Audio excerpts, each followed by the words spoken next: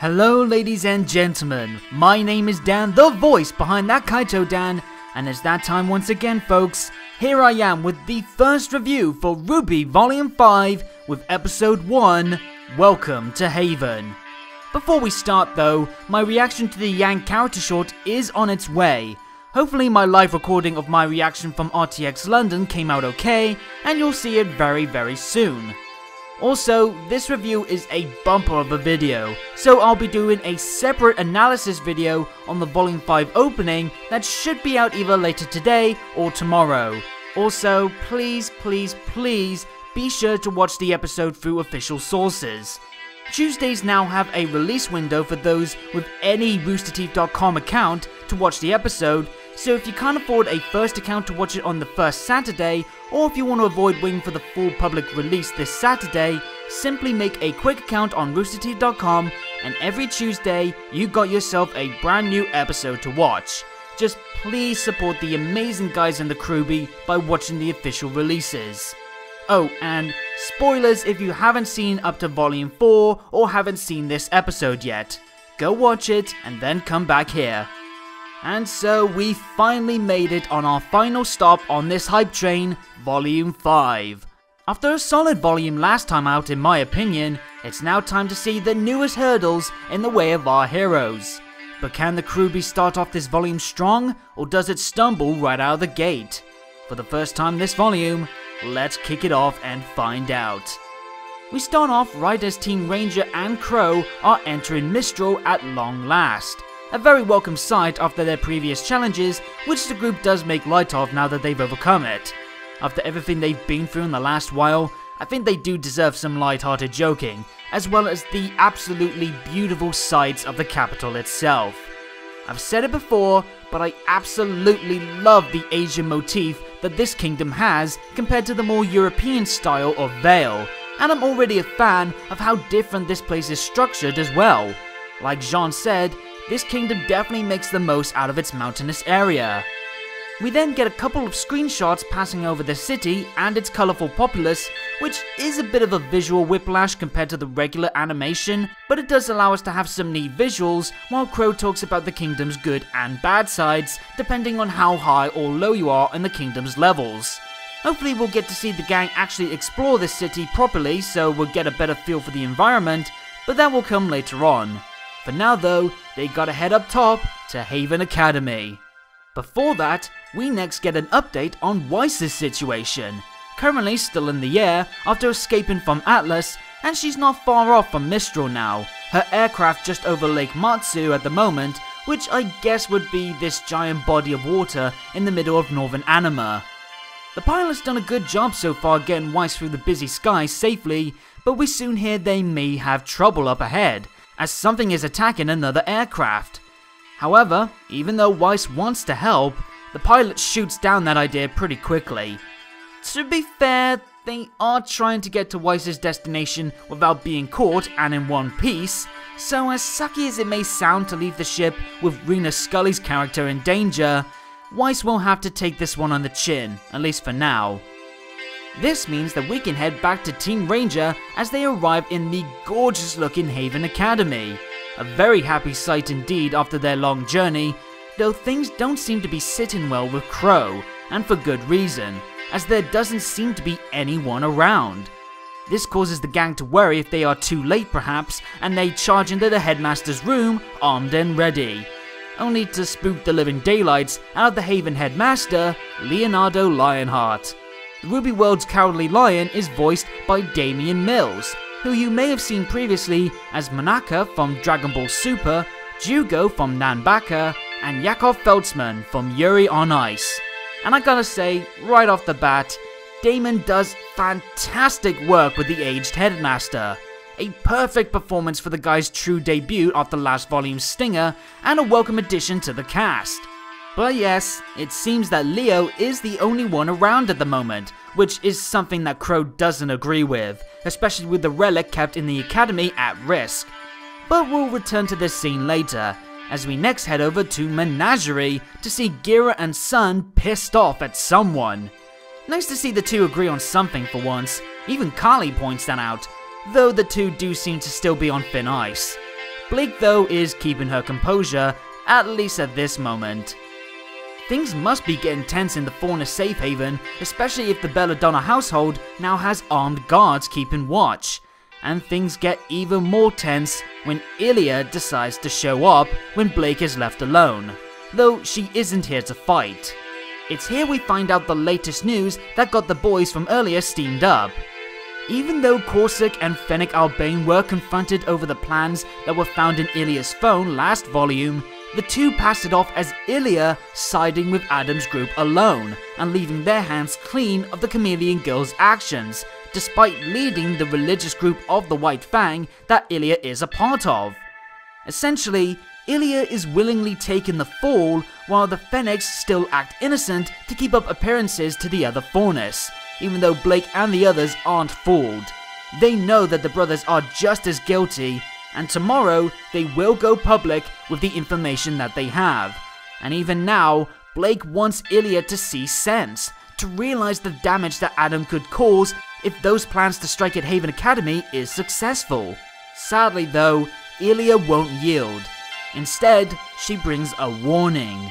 She's risking her own safety as an enemy of Blake's to warn her former friend that tomorrow won't go as planned, and she wants Blake to leave Menagerie while she still can, before things go south.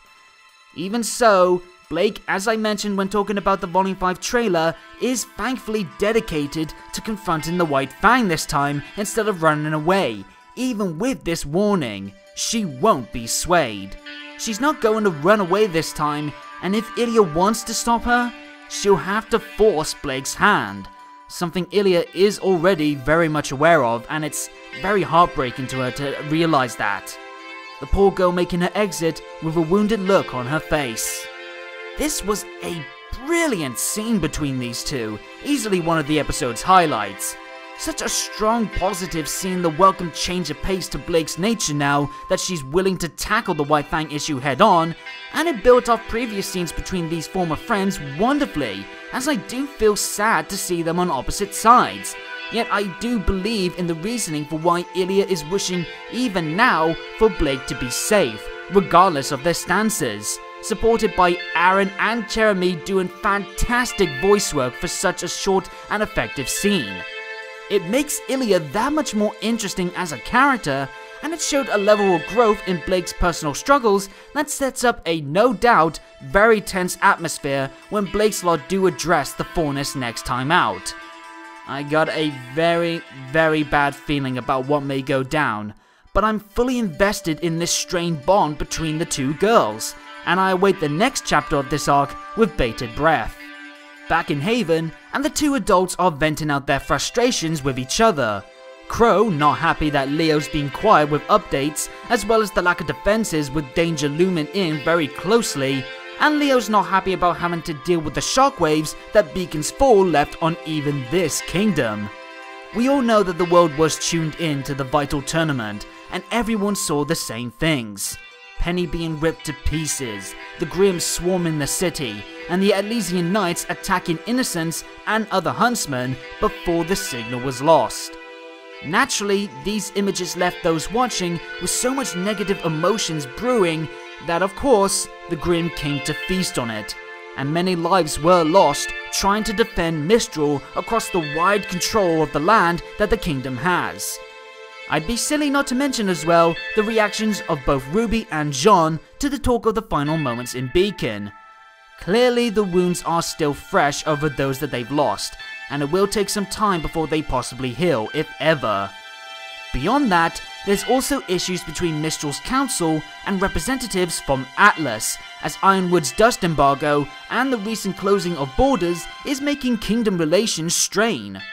Ironwood, for as well-meaning as some of his actions are, is making things even more stressful in these trying times, and the threat of war is becoming a possibility, which of course would be music to Salem's ears, hearing the world divide some more. Oh, and it turns out that Crow isn't a teacher anymore. I figured that being the case with him being okay to travel for long times with scouting missions and whatnot, but it's nice to get that cleared up. Though I still imagine his bad luck semblance played some factor into making that decision as well. Anyway, Ruby tries to calm the two adults down, and we get new information on the importance of the seasonal maidens after Spring's location was brought up. It turns out that the maidens are the only ones who can gain the relics from within their sealed chambers, and each one opens up to a specific maiden. Winter for creation, summer for destruction, fall for choice, and spring for knowledge. Thank you! Man, I am so happy to get this information, you have no idea. After the reveal of the relics being a thing last volume, I've heard a lot of people question the importance of the seasonal maidens and why Salem would want them and the relics. Now we know the connection, and it keeps the four girls being just as vital to the plot as these special magical items. I could have done with this information with the reveal last volume, but whatever. We got it now, and that is still very good news that should ease off some of the complaints. However, the Spring Maiden ran away a decade ago from her training in Mistral. Apparently the pressure of her role being too much for her at the time, and no one knows where she is. Well, until now that is, as Crow did some digging following his chat with his sister last volume. Yep, it seems the Spring Maiden is indeed a part of Raven's tribe, and with Raven being a third party in this larger conflict, that's not a good thing. And yeah, Ruby and even Jean is alerted to the mention of Yang's mother. I guess the others were clued in on that relationship in the past. Either way, Crow knows where the tribe's main base is at the moment, seemingly somewhere southish of the capital. So the next step will be finding it and getting Spring back before she falls into Salem's hands or is misused even more under Raven's command. However, Leo opts for heading out within a few weeks, a time plan that doesn't sit well with Crow, though Leo does plead his case. Mistral again is in a very shaky situation after the Grim attacks, and tensions between the kingdoms being at an all-time high. The council has firm control over the Huntsmen right now, and Leo will need time to convince them that he needs men to aid the retrieval mission, especially with the headmaster being far from the huntsman that he used to be, and in his eyes, the Branwen siblings are evenly matched in strength. Leo's worries for the kingdom's safety and the might of the tribe means that he needs complete certainty that they can pull this off without a hitch. Otherwise, they could lose Spring's location once again, and the kingdom could be at an even greater risk. So until that moment arrives, Crow and the others will have to be patient, something Crow does accept in the end. There is still one other topic to discuss though, the matter of Cinder and her associates claiming to be from Haven Academy. Sadly though, it seems that this was indeed a lie, as their files were faked. Cinder, Emerald and Mercury may still be Mistralian, but their connections to the school were only for the sake of causing division between the kingdoms. And for now, it seems the trails run cold in pursuing them, which clearly isn't good news for Jean. The loss of Pyrrha at Cinder's hands weigh heavily on the knight's shoulders, and he desperately wants payback, as you can tell from his clenched fists. I wouldn't be shocked if Jean's emotions get the better of him when he does confront Cinder or one of her allies, and now having to wait around for the group's next move might lead to the blonde's frustrations growing. Something to definitely keep tabs on for sure. So yeah, not a lot of good news for our heroes, and they head on out for now, with Ruby leaving with some nice parting words for the headmaster. Though I doubt he welcomes it, as we then discover that Dr. Watts, one of Salem's men, was likely listening in on this conversation. We saw at the end of last volume that Watts has wormed his way into grasping Lionheart's controls and decisions, and after everything we've heard just now, I'm willing to bet that the headmaster is working with Watts simply out of a desperate need to protect his kingdom, not knowing of course the trouble that this could cause. Even more so since Watts will now have the location of Raven's tribe.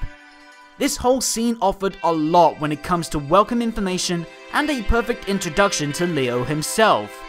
We know getting Spring back is going to be the next big step, but the time waiting will at least allow us and the heroes to explore Mistral and see what can be discovered here, while also stirring up some danger in the background.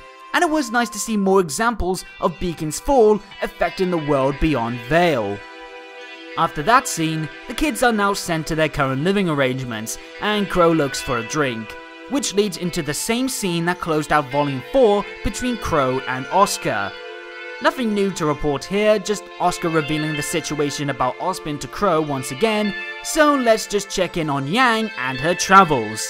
The firecracker making a pit stop. And do you get it? Just right? Cause Yang's based on Goldilocks? I see you, Kruby. Anyway, Yang gets hit on by the guy that I'm still going to be referring to as Blonde Not Gavin, though he's a little drunk right now and thinking more Goldilocks references will win in some points. That is until he tries to touch her hair.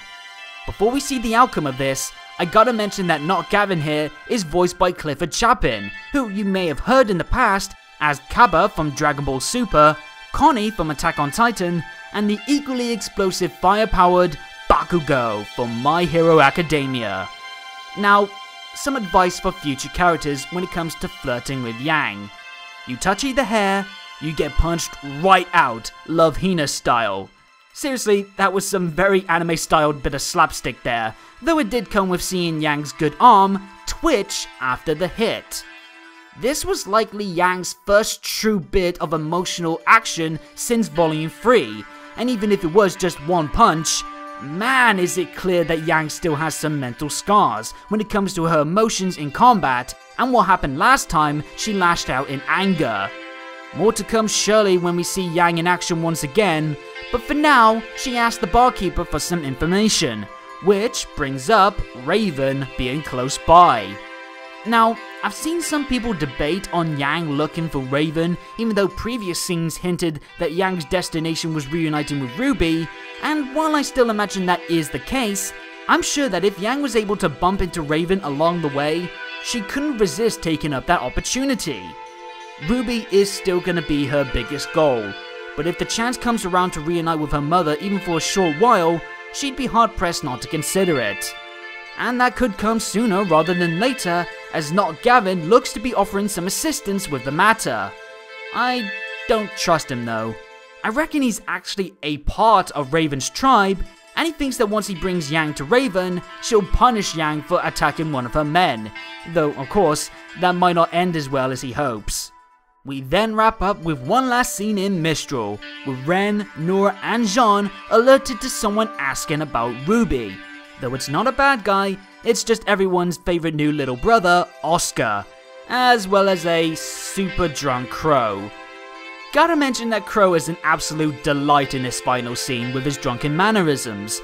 Miles apparently did the mocap for his animations, and when matched with Vic's slurring voice acting, even though Vic said that he's never been drunk in his life, it's a very charming watch in what is a bit of a tense scene. Also, nice callback with Oscar noting about Ruby's silver eyes when they first meet. And so, the episode ends with Oscar revealing his connection to Ozpin, and Qrow face planting the floor in glee. Oh boy, this is gonna be interesting. And that's the episode. It was a bulky start to the volume, but hands down, this is probably one of my favourite volume premiere episodes of the entire show. You can definitely see why it was as long as it was packed to the brim with so much to chew on, and it positioned several characters and notable arcs into firm scenarios for the volume to explore over the course of its runtime. And while I will say that Weiss was probably lacking a little bit in terms of showcasing what her direction will be for this chapter, I'm already pleased with the possible moments and conflicts that we'll see this volume, and at the same time, it was still an enjoyable watch on its own. That's when you know a premiere episode was perfect, when it was worthwhile as a standalone episode and as a setup for things to come. The welcome clarity to the Maiden and Relic topic, partnered up with an excellent debut for Lionheart, was one of the episode's biggest positives, creating a unique mix of emotions regarding the Headmaster and his position between our heroes and the bad guys, while the episode also carried out its fair share of dramatic tension with the menagerie scene and Oscar's bombshell, while still having plenty to chuckle at thanks to some expertly expressive physical comedy that did a great job at showing the continued strength in the visual department next to the settings looking absolutely top quality. Also, the acting in this episode was superb across the board. with major props being given to Jeremy, Vic, and Damon. Who gets my highest praise? My newest acting praise mention, the voice acting gold star. Overall, I had barely any complaints about this episode. The effort put into it brought out an episode worth the highest of praises, and I think it will be fondly remembered as one of the best episodes in the show's entire catalogue.